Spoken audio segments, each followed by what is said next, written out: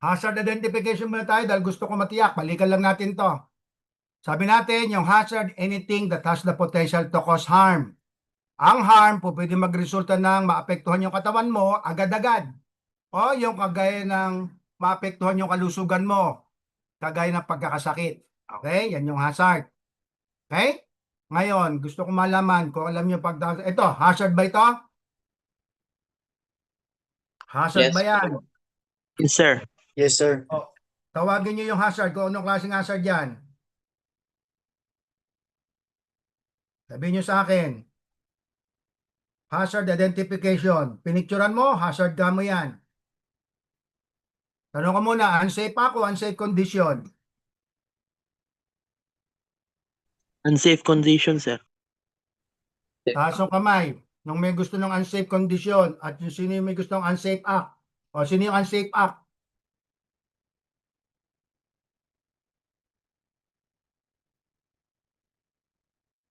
Ting. Ano yan? Unsafe act ka ba? Unsafe condition? Unsafe. Hello? Unsafe act. Taas yung kamay ng unsafe act muna. Tingnan ko.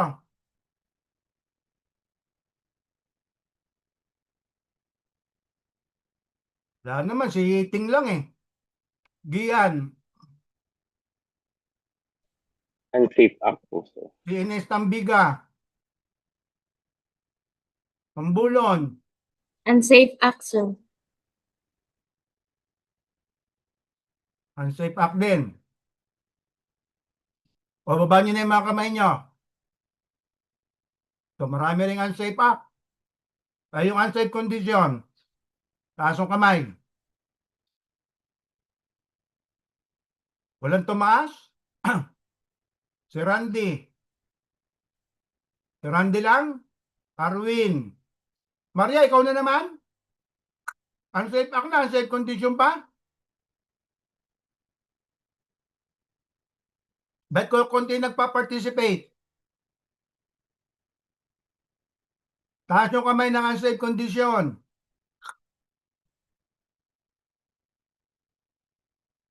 Okay? O sige, baba nyo na.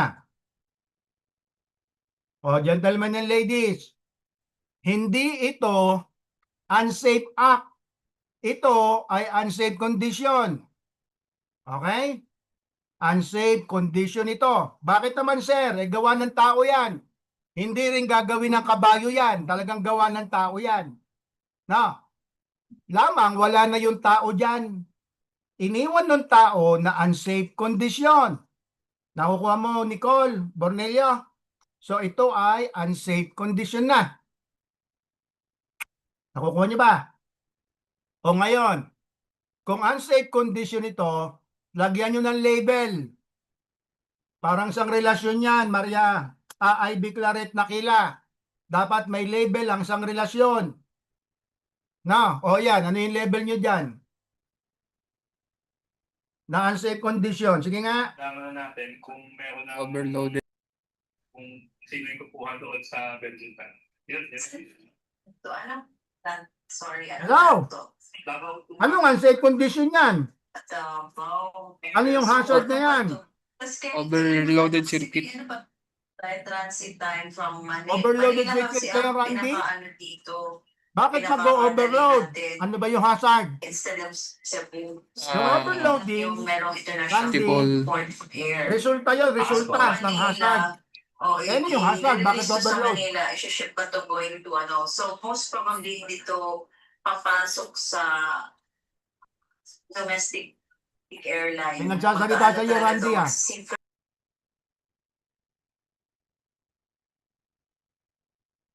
Hello? Bilisan nyo, abutin tayo ng alas 6 nito. Ano to hazard na to? Lagyan nyo ng pangalan, lagyan nyo ng label. Fire hazard po. Mali. Mali. Electrical po. Electrical hazard po. Alam nating electrical yan, pero specific. Masyadong general yung electrical, yung fire hazard. Fire hazard. Alam naman fire hazard. Risk of fire. Multiple sockets. Ha? Multiple socket. Eh, no ngayon, kung multiple ang sakit, anong tawag dyan sa hazard na yan? Electric shock, sir. Nako, bakit ka may electric shock? Anong hazard? Consequence yung electric shock. Kala ko ba alam niyo na? Eh, hindi tayo makapagka-conduct ng inspection yan. Pag di kayo marunong mag-identify ng hazard. Electrical hazard, sir. So, I think yung pinaka-ano dito, Hindi. ay talaga natin sa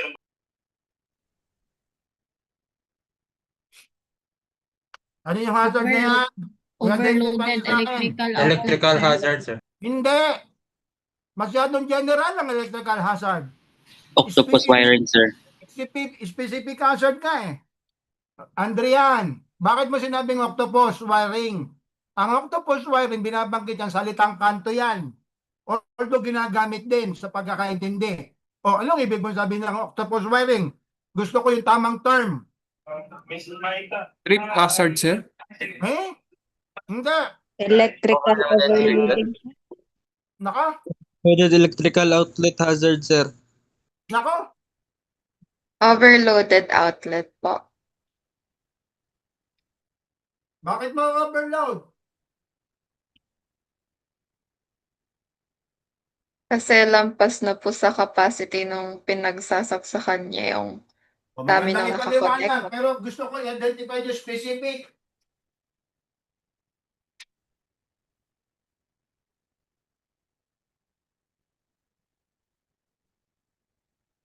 Specific ang hazard. Multiple devices.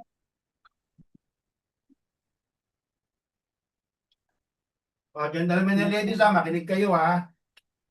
Pag mag-identify lang ng hazard lahat ng hazard naka-deviate sa standard, tama? Kaya nga hazard eh. Naka-deviate sa standard, meaning lumisya sa standard.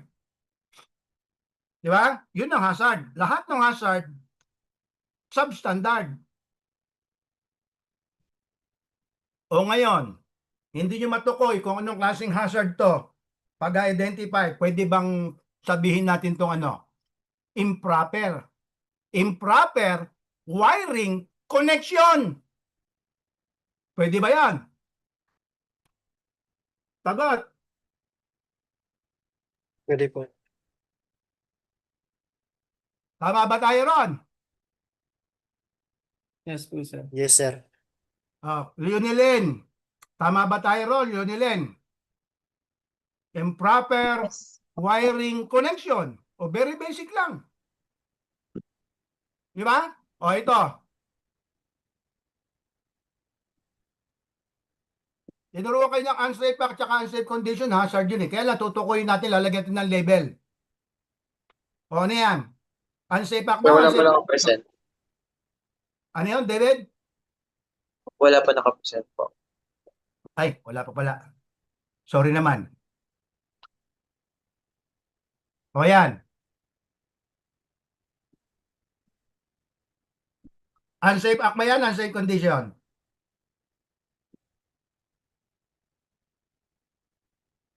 Unsafe condition. Bakit? Bakit unsafe condition?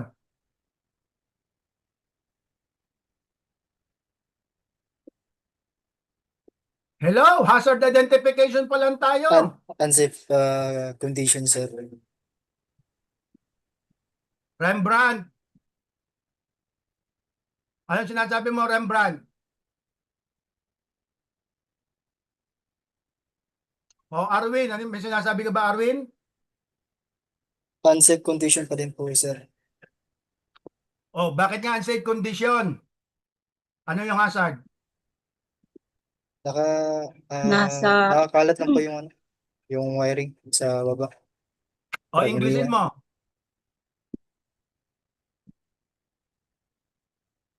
Minsan, kahit na nakakalat, Pabayaan po sa walking. madali lang tayo mag-identify. Eh di ko nakakalat halimbawa, obstructed wiring. Ang poor housekeeping, napakarami nun. Ano klaseng poor housekeeping? Obstructed wiring, potential for tripping. Tama ba tayo ron? Ganun lang tayo mag-identify ng hazard. Hindi pure housekeeping.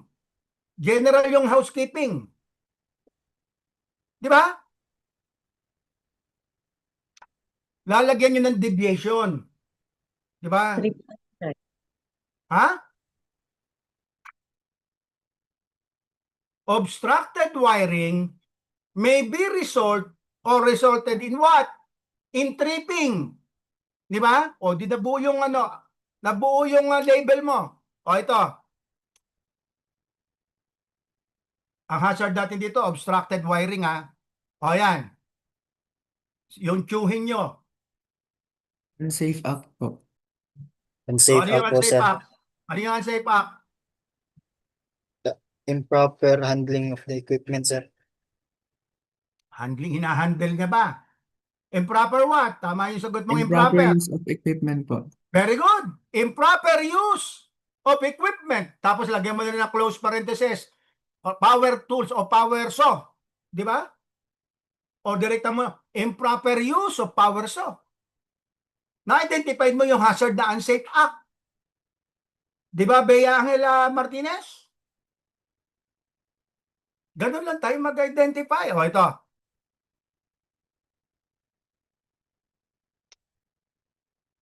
Unsafe act pa rin po, sir. Ano yung unsafe act?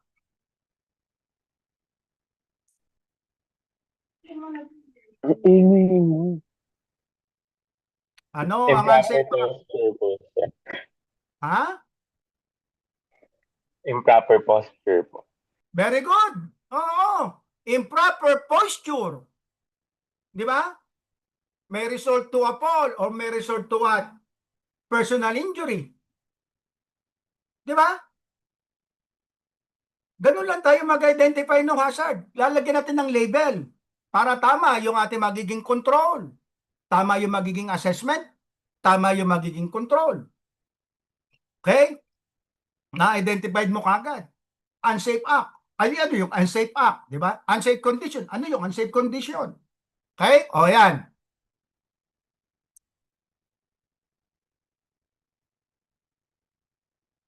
Bilisan nyo.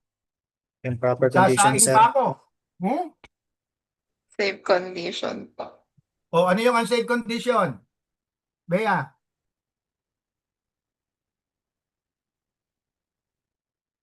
May leakage po. Ha? Ano yan? Maybe?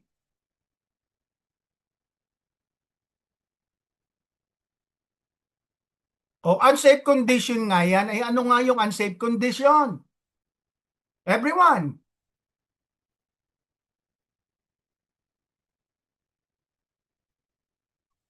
Paano natin may address yung hazard na yan pag nag-conduct tayo ng inspection? Tandaan nyo May lagi yung hazard. spillage po. Ano yan? May spillage. Spillage. Ano ngayon kung spillage? Very basic lang, Bea. Potential Wet slipping, floor. sir. Not tripping. Wet floor. Slippery floor. Diba? Potential slipping, sir. Hazard yun. Wet floor. Potential for what? To become slippery.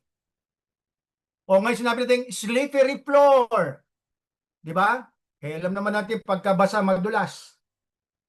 Di ba? Madulas nga eh. Basa. Hindi naman sir basa, pero madulas. O baka naman yung safety shoes mo, wala na yung alin. Wala na yung spike. So we can say dito, wet floor, potential for slipping. Tapos, di ba? Na-identify mo yung hazard, na-identify mo rin yung consequence. Nakukuha nyo ba? O, marunong na kayo mag-identify ng hazard, ha? O, sige, tanggalin na natin to. Okay?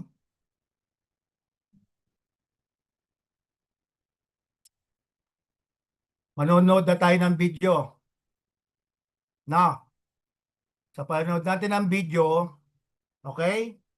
Mamaya, i-groupings ko kayo. Okay?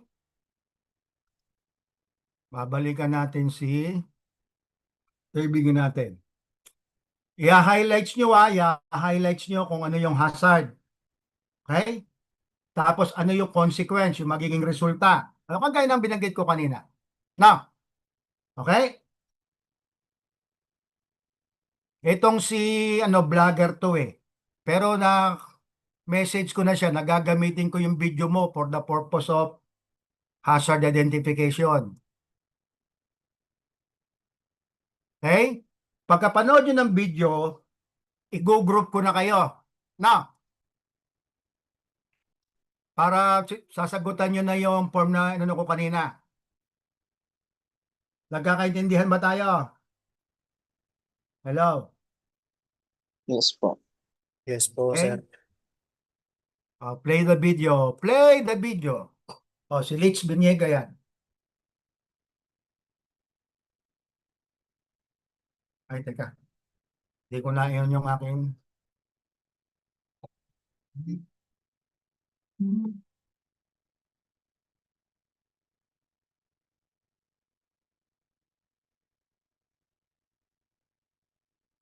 Tingnan mo na nga, walang ano, no? Wala pong audio, sir. Ayun, meron na.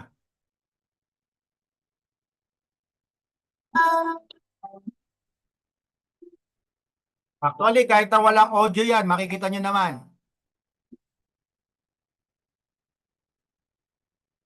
Para na kayo nagkakandak ng inspection yan, ha?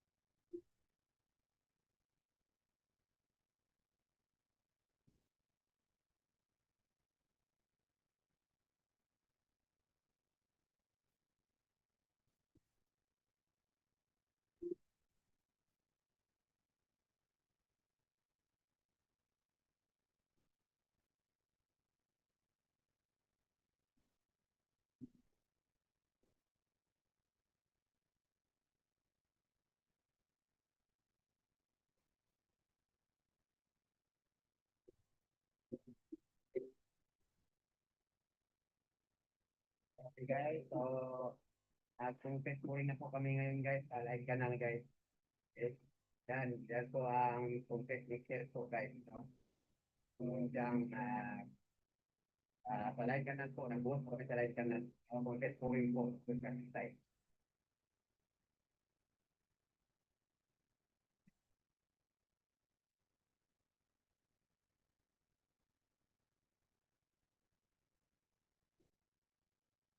Warehousing yung ginagawa nila. Warehouse.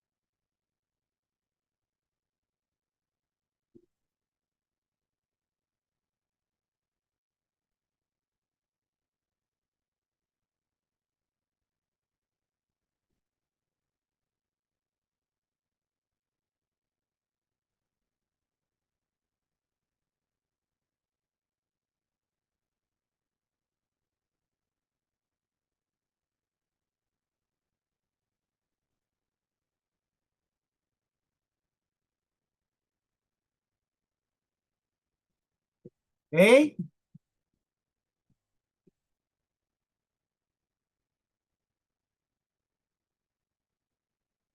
Naintindihan nyo na.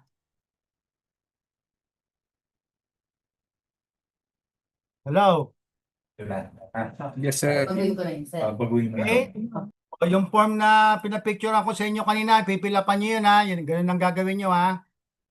Okay? May tanong ba?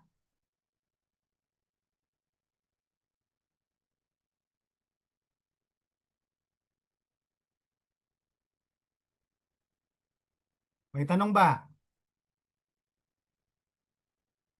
Okay, kung wala, i-groupings ko na kayo. Ngayon, kung gusto nyo mapanood ulit ang video, ano, kung gusto nyo mapanood ulit at your own, i-search nyo kay YouTube. Okay? O, groupings ko na kayo, tanggapin nyo yung aking ang aking invitation. Okay? So, gawin kong 5. Okay? 5 team. O, tanggapin nyo yung aking invitation.